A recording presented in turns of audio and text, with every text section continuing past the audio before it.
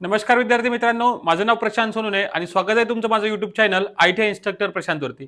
मित्रांनो, मी electrician first year आणि second इयरच्या विद्यार्थ्यांसाठी सीबीटीच्या दृष्टिकोनातून मोस्ट इम्पॉर्टंट क्वेश्चन सिरीज चालू केली होती.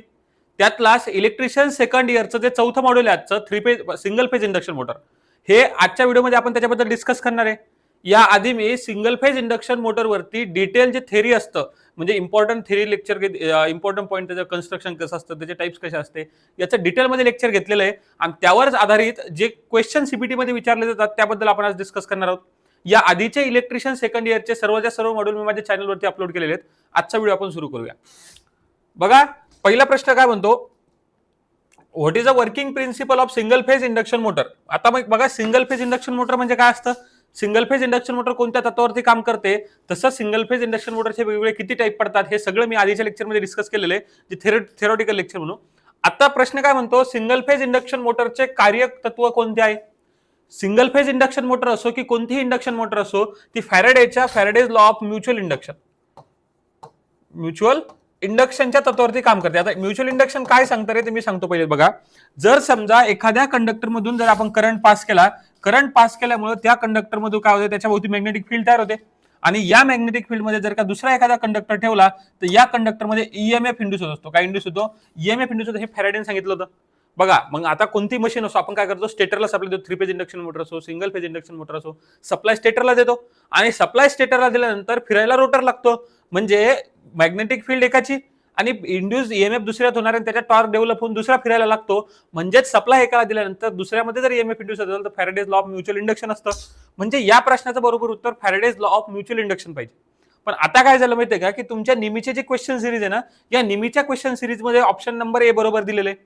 तसं पाहायला गेलं तर टेक्निकली उत्तर तर ऑप्शन नंबर डी बरोबर आहे. पण तुम्ही काय करा, एकदा तुम्ही कन्फर्म करा निमीच्या क्वेश्चन सिरीज मध्ये, याच्या निमीच्या क्वेश्चन सिरीज मध्ये ऑप्शन नंबर ए दिलेलं आहे, पण याचं उत्तर डी पाहिजे. पण निमीनुसार जर म्हटलं तर ऑप्शन नंबर ए काय करायचं, आपण क्लिक करायचं आणि पुढे जायचं. कोणतीही असो, 3 phase induction motor, single phase induction motor असो, Faraday's law of mutual induction त्याच्यावरतीच काम करत असते. बघा, क्वेश्चन नंबर दुसरा, what is the name of single phase motor. म्हणजे जे डायग्राम दिलेले, त्या डायग्राम मध्ये दिलेल्या सिंगल फेज इंडक्शन मोटरचं नाव काय. जर तुम्ही व्यवस्थित बघितलं, बघा मी आधीच सांगितलं तुम्हाला, ज्या दोन वाइंडिंग सिंगल फेज इंडक्शन मोटरमध्ये असतात, एक पहिली असते ज्याला आपण मेन वाइंडिंग म्हणतो, यालाच आपण रनिंग वाइंडिंग म्हणत असतो, आणि दुसरी वाइंडिंग असते याला आपण ऑक्झिलरी वाइंडिंग म्हणतो किंवा स्टार्टिंग वाइंडिंग म्हणतो. मग आता ऑक्झिलरी केव्हा म्हणायचं आणि स्टार्टिंग केव्हा म्हणायचं हे सुद्धा मी त्या व्हिडिओमध्ये डिटेलमध्ये एक्सप्लेन केलेलं आहे. बघा, या ऑक्झिलरी वाइंडिंग सोबत तुम्हाला इथे कॅपॅसिटर दिसून राहिला. जर आता इथे कॅपॅसिटर, इथे सेंट्रिफ्युगल स्विच नाही, याचा अर्थ बघा हा परमनंट कॅपॅसिटर आहे.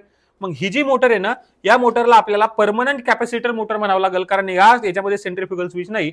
जर सेंट्रिफ्युगल स्विच असता तर हा एक कॅपॅसिटर स्टार्ट मोटर झाली असती, पण परमनंटली या सर्किटमध्ये हा कॅपॅसिटर राहणार आहे, त्यासाठी याला कॅपॅसिटर काय म्हणतात, त्याला permanent capacitor single phase induction motor म्हणावं लागेल.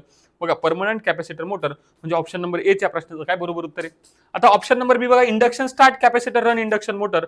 Induction start capacitor run induction motor जर काही सेंट्रिफ्युगल स्विच असता आणि कॅपॅसिटर जर का परमनंटली सर्किटमध्ये induction start capacitor run induction motor म्हटलं असतं. Capacitor start capacitor run induction motor केव्हा म्हटलं असतं, जर इथं दोन कॅपॅसिटर तुम्हाला दिसले असते तेव्हा. आणि capacitor start induction run motor, पण जर इथं सेंट्रिफ्युगल स्विच असतं तर capacitor start induction run induction motor असते, पण इथं सेंट्रिफ्युगल स्विच नाहीये, म्हणून ही मोटर झाली परमनंट कॅपॅसिटर मोटर. नंतर बघा, what is the working principle of split phase motor. मी आत्ताच सांगितलं तुम्हाला की कोणतीही मोटर असो, सिंगल फेज असो, सिरीज मोटर असो, शंट मोटर असो, डीसी मोटर असो, 3 फेज मोटर असो, या सगळ्या ज्या मोटर्स आहेत, इव्हन आपला ट्रान्सफॉर्मर सुद्धा हा Faraday's law of mutual induction वरती काम करतो.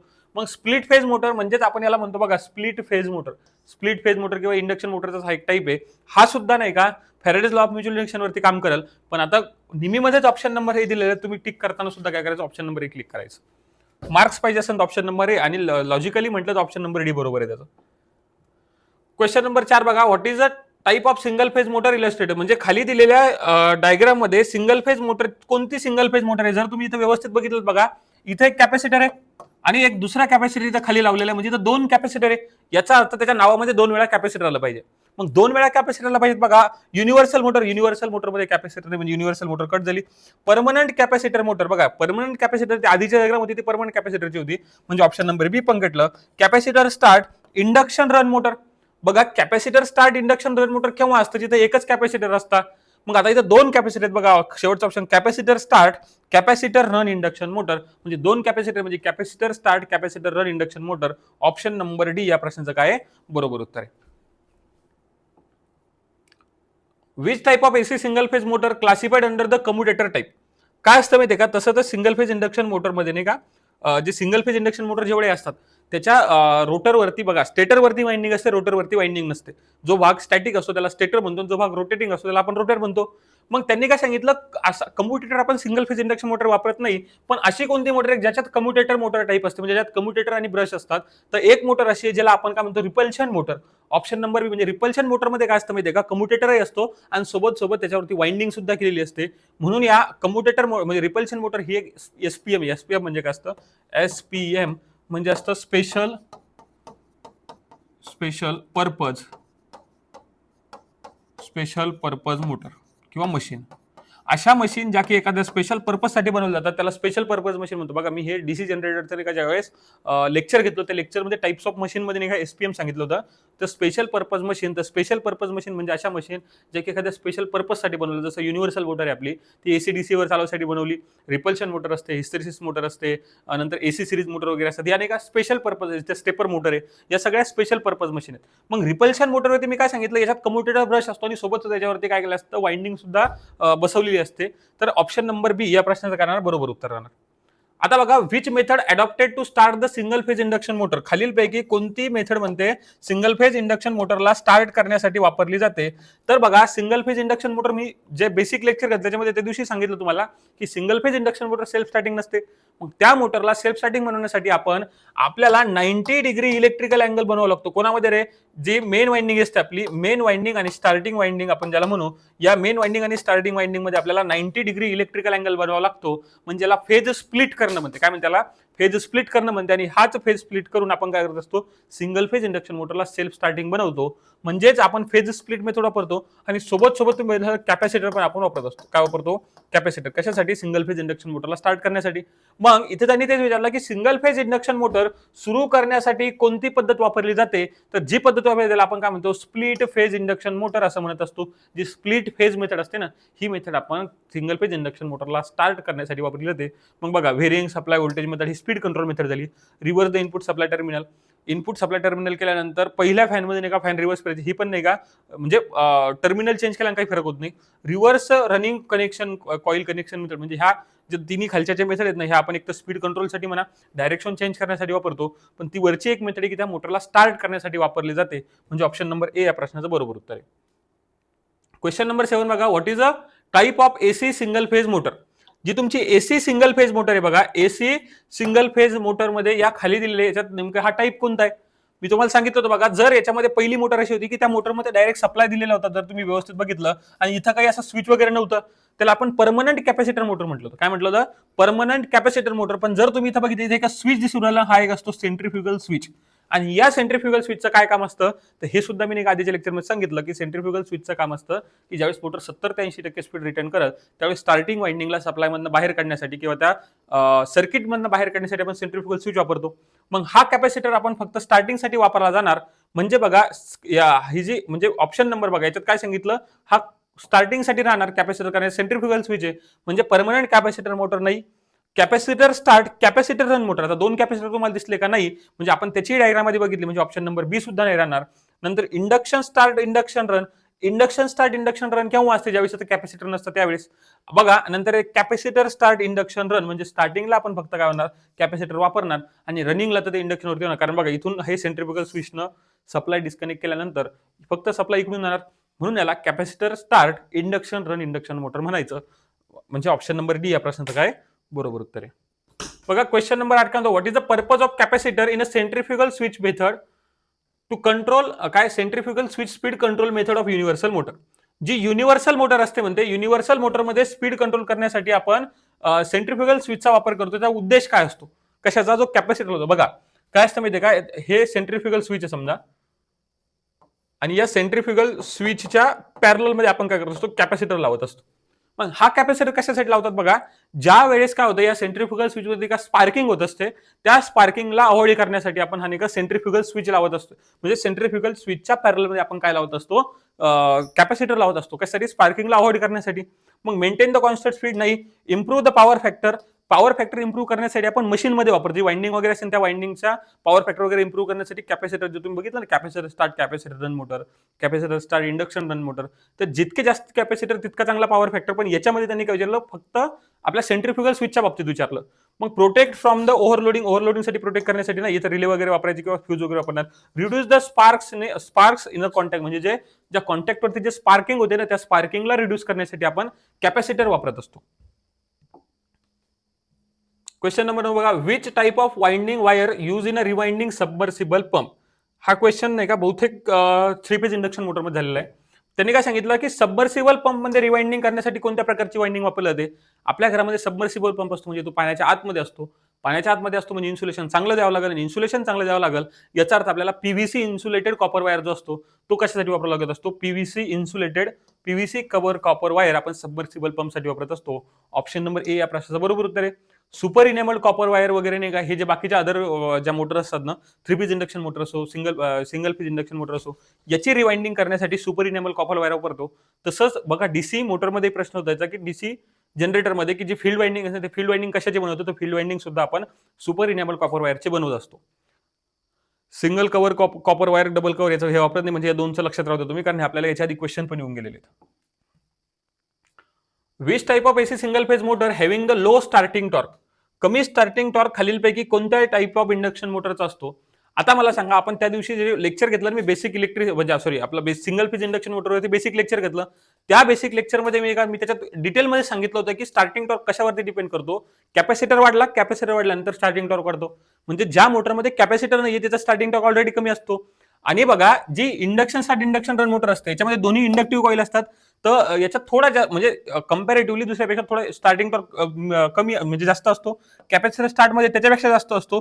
कॅपॅसिटर मध्ये सर्वात जास्त स्टार्टिंग टॉर्क असतो. पण आपल्याला त्यांनी काय विचारलं, सिंगल लोएस्ट स्टार्टिंग टॉर्क म्हणजे रेजिस्टन्स स्टार्ट इंडक्शन मोटर किंवा याला स्प्लिट फेज इंडक्शन मोटर सुद्धा म्हणतात. मग आता स्प्लिट फेज इंडक्शन मोटरचं दुसरं नाव काय राहतं, रेजिस्टन्स स्टार्ट इंडक्शन मोटर. आणि या मोटरमध्ये रिलेटिव्हली सर्व मोटरपेक्षा सर्वात स्टार्टिंग टॉर्क काय असतो, TST आपण त्याला म्हणू, काय असतो, कमी असतो. म्हणजे ऑप्शन नंबर डी या प्रश्नाचं काय राहणार, बरोबर उत्तर राहणार. क्वेश्चन नंबर 11 बघा, what is the function of centrifugal switch in a single phase induction motor. Single phase induction मोटरमध्ये वापरला जाणारा सेंट्रीफ्युगल स्विचचं काय काम आहे, त्या लेक्चरमध्येही सांगितलं, आता परत सांगतो. बघा काय असतं, ज्या वेळेस तुमची मोटर बघा रनिंग वाइंडिंगला, आपल्याला स्टार्टिंग वाइंडिंगला फक्त मोटरला सुरू करण्यासाठी वापरायचंय. एक्झाम्पल सांगतो. समजा काय माहितीये का, मी त्याच्यातही हे एक्झाम्पल दिलं की एक गाडी आहे, या गाडीला काय करायचंय रे, तुम्हाला ढकलायचंय. मग तुम्हाला समजा ही गाडी चालू होऊन नाही राहिली, मग या गाडीला जर तुम्हाला ढकलायचं असेल तर मला सांगा, गाडी चालू झाल्यानंतर तुम्ही ढकलत राहता का, नाही, गाडीला चालू करण्यापुरतं ढकलायचं. मग ज्या वेळेस तुम्ही समजा गाडीला चालू केलं, गाडी धक्का मारला, गाडी चालू झाली, गाडी चालल्यानंतर तुम्ही ढकलणं बंद करता. मग आता इथं तुमच्या हातात असतं, तुम्ही थांबले म्हणजे ढकलणं बंद झालं. पण आता तसंच काय असतं माहितीये का, जी स्टार्टिंग वाइंडिंग असते, कोणती वाइंडिंग असते, स्टार्टिंग वाइंडिंग कशामध्ये, सिंगल फेज इंडक्शन मोटरमध्ये, त्या वाइंडिंगला आपण मोटरला स्टार्ट करण्यासाठी वापरतो. मग जर मोटरला स्टार्ट करण्यासाठी वापरतो तर मोटर सुरू झाल्यानंतर आपल्याला ती वाइंडिंग बाहेर काढावं लागेल. आणि मग एवढं तर सोपं नाही ना की चालतं याच्यातून कनेक्शन काढून टाका. मग तेवढी झिकझिक केल्यापेक्षा काय असतं माहितीये का, आपण या स्टार्टिंग वाइंडिंगला सर्किटच्या बाहेर काढण्यासाठी सेंट्रीफ्युगल स्विच वापरत असतो. काय वापरतो, सेंट्रीफ्युगल स्विच. मग सेंट्रीफ्युगल स्विच केव्हा ऑपरेट होतो, ज्या वेळेस तुमची मोटर 70 ते 80% ऑफ स्पीड अटेंड करते ना, 70 ते 80% स्पीड झाली की ऑटोमॅटिकली सेंट्रीफ्युगल स्विच ऑपरेट होतं आणि ती रनिंग वाइंडिंग, ज्या स्टार्टिंग वाइंडिंग असते त्या स्टार्टिंग वाइंडिंगला सर्किटमधून बाहेर काढतं. म्हणजेच स्टार्टिंग वाइंडिंगला सर्किटमधून बाहेर काढण्यासाठी आपण सेंट्रीफ्युगल स्विच वापरत असतो. बघा, what is the function of centrifugal switch. मग काय सांगितलं त्यांनी, maintain the constant speed maintain करण्यासाठी नाही, ब्रेक द स्टार्टिंग वाइंडिंगला ब्रेक करण्यासाठी सुद्धा नाही, स्टार्टिंग वाइंडिंगला ब्रेक करण्यासाठी म्हणजे सर्किट मधली जी स्टार्टिंग वाइंडिंग असते तिला बाहेर काढण्यासाठी किंवा ब्रेक करण्यासाठी आपण वापरतो. म्हणजे ऑप्शन नंबर बी या प्रश्नाचं बरोबर उत्तर आहे. ब्रेक द रनिंग वाइंडिंग का नाही, रनिंग वाइंडिंग परमनंटली सर्किटमध्ये राहत असते, म्हणजे सी ऑप्शन नाही. प्रोटेक्ट द मोटर फ्रॉम ओव्हरलोडसाठी आपण ओव्हरलोड रिले वगैरे वापरतो. म्हणजे ऑप्शन नंबर बी या प्रश्नाचं काय बरोबर उत्तर आहे. क्वेश्चन नंबर बघा, which is the application of universal motor. Universal मोटरचं ऍप्लिकेशन काय. आता इथून पुढे लक्षात राहू द्या, हा क्वेश्चन खूप जास्त वेळ म्हणजे मॅक्झिमम टाइम विचारला जाणारा प्रश्न आहे की युनिव्हर्सल मोटरचं ऍप्लिकेशन काय. कोणते विचारले आपण, जी मोटर युनिव्हर्सल मोटर म्हणजे काय असतं, अशी मोटर जी एसी आणि डीसी, एसी किंवा डीसी दोन्ही सप्लायवरती जी मोटर काम करते त्याला आपण युनिव्हर्सल मोटर म्हणतो. आणि ही युनिव्हर्सल मोटर आपल्या घरामध्ये सर्वात जास्त कुठे वापरली जाते, ती वापरली जाते मिक्सरमध्ये. कुठं? जे मिक्सर असतं ना तुमच्या घरातलं, कारण त्या मिक्सरचा जो स्टार्टिंग टॉर्क किंवा आपल्याला त्या टॉर्क जो पाहिजे असतो ना, टॉर्क जो पाहिजे असतो तो जास्त पाहिजे असतो. आणि का बरं मला सांगा तुम्ही जर का त्याला मिक्सरमध्ये पिसायचंय काही, जर का टॉर्कच कमी असेल तर तो मिक्सरच्या भांड्याला फिरवणारच नाही. त्याच्यामुळे टॉर्क जास्त पाहिजे, आणि टॉर्क जास्त पाहिजे असेल तर अशी मोटर असते जी काय असते, आपले एसीडीसी म्हणजे ही एसपीएम झाली, special purpose machine universal motor. आणि युनिव्हर्सल मोटर मिक्सर ग्राइंडरमध्ये वापरली जाते. म्हणजे हा क्वेश्चन आहे जवळपास तुम्हाला भरपूर वेळा दिसेल. त्यांनी तोच विचारलं की application of universal motor, jet pump नाही फूड मिक्सचर, म्हणजे आपण जे मिक्सर वगैरे काय करतो, मिक्सर वगैरे जे घरात वापरतो ना, त्या मिक्सरसाठी आपण युनिव्हर्सल मोटर वापरत असतो. टेलिप्रिंटर, कंप्रेसर वगैरे मध्ये नाही का, capacitor start, capacitor induction motor, कारण तिथे टॉर्क वगैरे जास्त पाहिजे असतो. एसीच्या मोठमोठे जे कंप्रेसर आहेत त्याच्यामध्ये capacitor start, capacitor run motor वापरतो. पण मिक्सरमध्ये आपण फूड मिक्सरमध्ये युनिव्हर्सल मोटर वापरत असतो. With single phase motor is fitted with a wound rotor. मी आता बघा याच्यात आता तुम्हाला या क्वेश्चन मध्ये आधीच सांगितलं की असा वाउंड रोटर म्हणजे काय, की असा रोटर ज्याच्यावरती नाही का, रोटर वरती सुद्धा काय केलेली, वाइंडिंग केलेली आहे. मग अशा रोटर ज्याच्यावरती वाइंडिंग केलेली, मी आताच सांगितलं तुम्हाला, असा मोटर रोटर असतो की ज्याच्यामध्ये आपण काय वापरतो, वाइंडिंगही केलेली असते, कम्युटेटर आणि ब्रश वापरतो. मग तो मोटर असतो बघा रिपल्शन मोटर ज्याला म्हणतो आपण. रिपल्शन मोटरमध्ये काय असते, त्याला आपण कम्युटेटर टाइप मोटर म्हणतो. म्हणजे ऑप्शन नंबर या प्रश्नाचं बरोबर येते. शेडेड पोल इंडक्शन मोटरमध्ये जो 1/3 पार्ट असतो ना, तो कॉपर स्ट्रीपनं, कशानं, आपण कॉपर स्ट्रीपनं काय करतो, कव्हर करतो. आणि त्या मोटरला सुरू करण्यासाठी 1/3 पार्ट, हे लक्षात येतात कधी कधी. परमनंट कॅपॅसिटर मोटर तर आपण आताच बघितलं, आणि capacitor start, capacitor run motor सुद्धा बघितलं. तर त्यांनी काय विचारलं की फिटेड विथ वाउड रोटर, रोटरवरती वाइंडिंग असतं, तो आहे repulsion motor. Option number A या प्रश्नाचं बरोबर उत्तर आहे. Question number 14 what is the relation between running winding. हा एक क्वेश्चन लक्षात राहू द्या तुम्ही. काय विचार त्यांनी, रिलेशन बिटवीन रनिंग वाइंडिंग, कोणती वाइंडिंग सांगितली, running winding and starting winding of a single phase induction motor with respect to resistance. With respect to resistance म्हणजे जो रेजिस्टन्स असेल, रेजिस्टन्स बघा आता दोन टाईपच्या वाइंडिंग आहेत आपल्याकडे, एक आहे स्टार्टिंग वाइंडिंग, एक आहे स्टार्टिंग वाइंडिंग, आणि दुसरी आहे रनिंग वाइंडिंग. दुसरी कोणती आहे समजा, रनिंग वाइंडिंग. आता मला सांगा रे, एक्झाम्पल जर का लॉजिकली जर विचार केला, मला सांगा स्टार्टिंग वाइंडिंग ही फक्त सुरुवातीला काम करेल, आणि रनिंग वाइंडिंग ही सर्किटमध्ये कंप्लीट टाइमसाठी आहे. कंप्लीट टाइमसाठी आहे म्हणजे याच्यातून म्हणजे ही जास्त वेळेसाठी जर सर्किटमध्ये असेल तर याच्यातून जास्त करंट जाणार, जास्त करंट म्हणजे करंट जास्त वेळेसाठी जाणार. आणि तुम्हाला माहिती आहे करंट जास्त म्हणजे हीट जास्त, बरोबर ना. मग मला सांगा, जर हिचा रेजिस्टन्स आपण जास्त ठेवला, जर हिचा रेजिस्टन्स जर का जास्त असता, तर रेजिस्टन्स जास्त असल्यामुळे लॉस जास्त झाला असता. लॉस का झाला असता, जास्त झाला असता. कारण ही वाइंडिंग आपण रनिंग वाइंडिंग आहे, आपण रनिंग म्हणजे कंप्लीट टाइमसाठी सर्किटमध्ये, आणि जी गोष्ट जास्त टाइमसाठी सर्किटमध्ये त्याचा रेजिस्टन्स जास्त ठेवावा लागेल का, नाही. म्हणजे जी वाइंडिंग आपण सर्वात जास्त वापरणार त्या वाइंडिंगचा जो रेजिस्टन्स असतो ना, रेजिस्टन्स याचा काय असतो, कमी असतो. आता कमी कोणापेक्षा असतो, तर कमी असतो स्टार्टिंग वाइंडिंग पेक्षा. कारण बघा स्टार्टिंग वाइंडिंग ही फक्त सुरुवातीसाठी आहे, म्हणजे हिला म्हणजे जास्त 70% स्पीड अटेंड झाली की काय त्या सर्किटच्या बाहेर निघून जाणार आहे, तर त्याच्यामुळे नाही का हिचा रेजिस्टन्स काय असतो, जास्त असतो. म्हणजे कधी कधी प्रश्न विचारतात बघा, ही रेजिस्टिव्ह, हिचा रेजिस्टन्स असतो म्हणजे ही रेजिस्टिव्ह इन नेचर असते, आणि ही इंडक्टिव्ह इन नेचर असते. आणि हा इंडक्टिव्ह ही रेजिस्टिव्ह म्हणून मोटर फिरायला लागते, कारण आपल्याला फेजला स्प्लिट करावं लागतं. इथं एक तर तुम्ही काय करा, इंडक्टिव्ह आहे, इंडक्टिव्ह सोबत कॅपॅसिटर लावा तर मोटर चालवणार, किंवा इंडक्टर सोबत दुसरी रेजिस्टिव्ह नेचरवाली कॉईल लावा तरच मोटर चालू होत असते. म्हणजे जी स्टार्टिंग वाइंडिंग असते रेजिस्टन्स जास्त असतो, आणि रनिंग वाइंडिंगचा रेजिस्टन्स काय असतो, कमी असतो. त्यांनी तोच प्रश्न विचारला की काय विचारलं, single phase induction motor running winding आणि स्टार्टिंग वाइंडिंग. मग रनिंग वाइंडिंगचा रेजिस्टन्स काय असतो, running winding resistance, both resistance will be equal, नाही. Running winding resistance is less and starting winding resistance is more. म्हणजे रनिंग वाइंडिंगचा रेजिस्टन्स जास्त असतो आणि स्टार्टिंग वाइंडिंगचा कमी असतो. रनिंग वाइंडिंगचा रेजिस्टन्स काय सांगितलं नाही, रनिंग वाइंडिंग लेस, रनिंग वाइंडिंगचा कमी असतो, स्टार्टिंग वाइंडिंगचा जास्त होतो. रनिंग वाइंडिंगचा कमीच आहे आणि स्टार्टिंग वाइंडिंगचा जास्त आहे. म्हणजे ऑप्शन नंबर बीच आपल्याला काय भेटलं, या प्रश्नाचं बरोबर उत्तर भेटलं. क्वेश्चन नंबर 15 बघा, what is the function of the part mark as a X in a shaded pole induction motor. जी शेडेड पोल इंडक्शन मोटर तुम्हाला दिसत आहे बघा, आता हे नाही का, हा पोल आहे. मी तुम्हाला आधीच सांगितलं होतं की या पोलच्या भोवती काय केलं बघा, इथं नाही का अशी कॉपर स्ट्रीप बसवलेली. काय बसवली इथं बघा, कॉपरची स्ट्रीप आहे. जर तुम्हाला इथं व्यवस्थित चित्रात दिसत असेल ना, ही अशी कॉपरची स्ट्रीप असते, आणि मी जर 1/3 पार्टवरती आपण काय करतो, कॉपरची स्ट्रीप लावतो.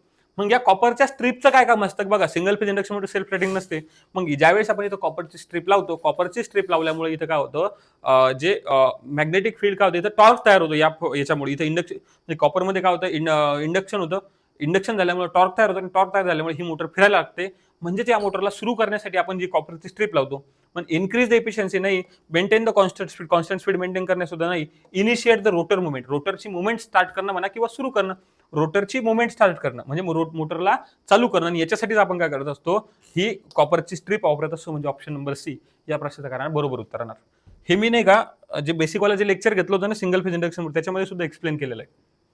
बघा, how the direction of rotation of capacitor start induction run motor will be reverse. जर समजा कॅपॅसिटर मोटर कोणती आहे बघा, capacitor start induction run induction motor आहे. Capacitor start induction run induction motor जर का तुम्हाला डायरेक्शन ऑफ रोटेशन रिव्हर्स करायची असेल, जवळपास का कोणताही तुम्ही सिंगल फेज इंडक्शन मोटर घ्या, सिंगल फेजची डायरेक्शन ऑफ रोटेशन जर का तुम्हाला रिव्हर्स करायची असेल तर जे मेन वाइंडिंग असतात त्या मेन वाइंडिंगची टर्मिनल इंटरचेंज करावं लागतात. मग मेन वाइंडिंगची टर्मिनल इंटरचेंज करणं म्हणजे बघा, तुम्हाला डायग्राम मध्ये दाखवतो मी. इथं कोणी सांगितले capacitor start induction run induction motor, म्हणजे कॅपॅसिटर सुरुवातीसाठी राहील. म्हणजे इथं सेंट्रिफ्युगल स्विच राहणार, इथं तुमचा कॅपॅसिटर राहणार आणि इथं तुमची दुसरी वाइंडिंग राहणार आणि हा राहणार तुमचा रोटर. मग तुम्हाला या वाइंडिंगची डायरेक्शन ऑफ रोटेशन चेंज करायची असेल, जी ही मेन वाइंडिंग असते ना, याच मेन वाइंडिंगचे जर का तुम्ही डायरेक्शन ऑफ रोटेशन बदललं, कारण याच्यावरती डिपेंड करणार ना मॅग्नेटिक फील्डची डायरेक्शन इथेच बदलल. मग या मेन वाइंडिंगचं डायरेक्शन ऑफ रोटेशन बदललं तर म्हणजे डायरेक्शन ऑफ करंट बदलला तर तुमची डायरेक्शन ऑफ रोटेशन बदलत असते bye changing the supply terminal. Supply नाही, मोर ॲक्युरेट आन्सर काय यायचं की मेन वाइंडिंगचे टर्मिनल काय करायचे, इंटरचेंज करायचे by changing the capacitor connection. कॅपॅसिटरचे कनेक्शन बदलून पण काय होणार नाही, कारण कॅपॅसिटर सुरुवातीसाठी सर्किटमध्ये, त्यानंतर तो सर्किटमध्येच नाहीये. मग याचा कॅपॅसिटरचे टर्मिनल बदलून काही फायदा नाही. By interchanging the main winding terminal, म्हणजे ऑप्शन नंबर सी या प्रश्नाचा बरोबर येते की आपल्याला मेन वाइंडिंगचे जे टर्मिनल आहेत त्या टर्मिनल आपल्याला काय इंटरचेंज करावं लागेल, जेणेकरून काय होणार, आपली डायरेक्शन ऑफ रोटेशन बदलणार. Which single phase motor tap speed control method is employed. अशी कोणती सिंगल फेज इंडक्शन मोटर आहे म्हणते खालीलपैकी ज्याच्यामध्ये का टॅप स्पीड करणं. आता टॅपिंग म्हणजे काय, असं समजा ही कंप्लीट वाइंडिंग आहे बघा, मग या कंप्लीट तुम्हाला जर माहिती असेल तर बघा, नंबर ऑफ टॅपिंग जर काढले आपण, म्हणजे नंबर ऑफ कनेक्शन जर का ठेवले, जसं इथं कनेक्शन आहे, हा कनेक्शन 1 झाला, हा कनेक्शन 2 झाला, हा कनेक्शन 3 झाला. ज्या वेळेस बघा 1 वरती स्पीड म्हणजे बघा कमी नंबर ऑफ टर्न्स आहेत, कमी नंबर ऑफ टर्न्स म्हणजे स्पीड कमी, 2 म्हणजे एवढ्या नंबर ऑफ टर्न्स जर का सर्किटमध्ये आल्या तर नंबर ऑफ टर्न्स वाढल्या म्हणजे काय वाढलं, तुमचं पॉवर वाढली समजा, स्पीड वाढली. आणि पूर्णच्या पूर्ण नंबर ऑफ टर्न्स आल्यात म्हणजे अजून जास्त स्पीड वाढली. म्हणजे अशी कोणती मेथड आहे म्हणते ज्याच्यामध्ये अशी टॅपिंग वाली स्पीड कंट्रोल मेथड वापरते. जर तुम्ही बघितलं तुमच्या घरातलं जे मिक्सर आहे ना, त्या मिक्सरमध्ये माहिती आपण काय करतो, 1 वरती ठेवलं की स्पीड कमी फिरते, 2 वरती नेलं स्पीड जास्त होते, 3 वरती नंतर अजून स्पीड जास्त होते. मग बघा ही टॅपिंग वाली मेथड मिक्सरमध्ये वापरतात रे. कशात वापरतात, मिक्सरमध्ये वापरतात. आणि जर मिक्सरमध्ये वापरतात, तुम्ही आताच तुम्हाला सांगितलं की मिक्सर असं कोणती मशीन आहे किंवा अशी कोणती मोटर जी मिक्सरमध्ये वापरली जाते त्या मशीनचं नाव आहे युनिव्हर्सल मोटर. म्हणजे ही टॅप स्पीड कंट्रोल जी मेथड असते ना, ही युनिव्हर्सल मोटरमध्ये इनडायरेक्टली सांगितलं युनिव्हर्सल मोटरमध्ये वापरली जाते. म्हणजे ऑप्शन नंबर ए या प्रश्नाचं काय बरोबर उत्तर आहे. बघितलं असेल ना, घरच्या मिक्सरमध्ये असतं बघा. Which type of single phase induction motor is use in a food mixer. अरे आताच झाला प्रश्न, मला सांगा. त्यांचं म्हणणं आहे की सिंगल फेज इंडक्शन मोटरमध्ये कोणत्या टाईपची मोटर वापरली जाते, तर मी आता 3 वेळा सांगितलं मला की युनिव्हर्सल मोटर वापरली जाते. Repulsion motor, shaded motor, permanent capacitor motor वापरली जात नाही. फूड मिक्सरमध्ये टॉर्क जास्त पाहिजे असून टॉर्क जास्त युनिव्हर्सल मोटरचा असतो. What is the angular displacement between starting and running winding of a single phase induction motor. Single phase induction मोटरमध्ये स्टार्टिंग आणि रनिंग वाइंडिंग मधील कोनीय विस्थापन किती असतं. कोनीय विस्थापन म्हणजे किती डिग्रीने ते काय केलं असतं, स्प्लिट केलेला असतो. याचं उत्तर बघा, मी बेसिकच्या लेक्चरमध्ये आत्ताही सांगितलं थोड्या वेळ बोलता आधी. जी तुमची मेन वाइंडिंग असते ना, ही समजा एक्झाम्पल पकडलं मी, तुम्ही डायग्राम मध्ये बघा कोणत्याही single phase induction motor diagram तुम्हाला असेच दिसेल. हा कॅपॅसिटर स्टार्टवाली कॅपॅसिटर वाली धरतो आपण हे, आणि इथं असतो रोटर आणि इथे देतो आपण सप्लाय. मग ही जी असते ना, ही पहिली वाली असते मेन वाइंडिंग. पहिली वाली काय असते, मेन वाइंडिंग. आणि दुसरी वाली जी असते ऑक्झिलरी वाइंडिंग आपण म्हणू त्याला. मग मला सांगा याच्यामध्ये नाही का इलेक्ट्रिकली किती डिग्रीचा अँगल असतो. मेकॅनिकली दिसायला पण 90 डिग्री दिसून राहिला आणि ठेवताना पण 90 डिग्री इलेक्ट्रिकलला स्प्लिट करावं लागतं दोन्हीला, तरच काय होतं तुमचा फेज डिस्प्लेसमेंट होते आणि तुमची मोटर फिरायला लागते. म्हणजे आपल्याला काय करावं लागेल, 90 डिग्री इलेक्ट्रिकलचा अँगल याच्यामध्ये विस्थापित करावं लागेल, जेणेकरून तुमची मोटर काय होईल, फिरायला लागल. त्यासाठी आपल्याला 90 डिग्रीचा अँगल लागतो आणि हेच या प्रश्नामध्ये विचारलं होतं. क्वेश्चन नंबर यूज का, why the hysteresis motor is suitable for sound recording instrument. आता पहिली गोष्ट राहू द्या सर, तुम्हाला हे माहीत जरी नसलं का नाही तर मला सांगायचं, तुम्हाला एक गोष्ट कळाली की हिस्टेरिसिस मोटर, कोणती मोटर, हिस्टेरिसिस मोटर कशासाठी वापरतात रे, साऊंड रेकॉर्डिंग इन्स्ट्रुमेंटसाठी वापरतात. ही गोष्ट तुम्हाला कळाली आता.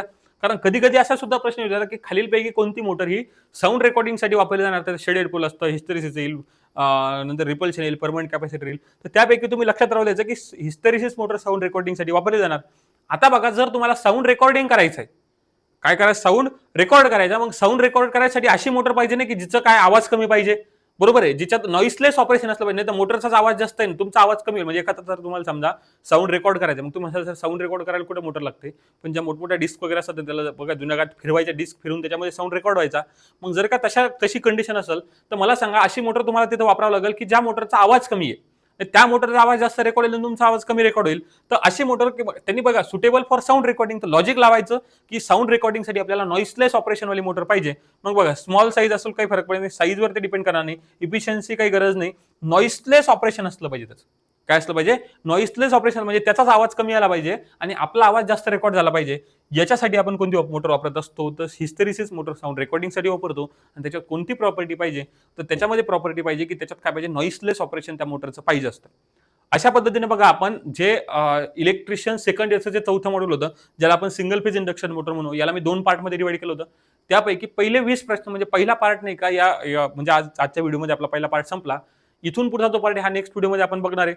अशाच पद्धतीने जर का तुम्हाला first module, second module, third module आणि परीक्षेपर्यंत आपण सगळेच्या सगळे मॉड्यूल कव्हर करून घेणार आहे. तुम्हाला हा व्हिडिओ आवडला असेल त्या व्हिडिओला लाईक करा, चॅनलला सबस्क्राईब करून ठेवा आणि जर तुम्हाला काही डाऊट असेल तर खाली मला कमेंट बॉक्समध्ये विचारू शकता.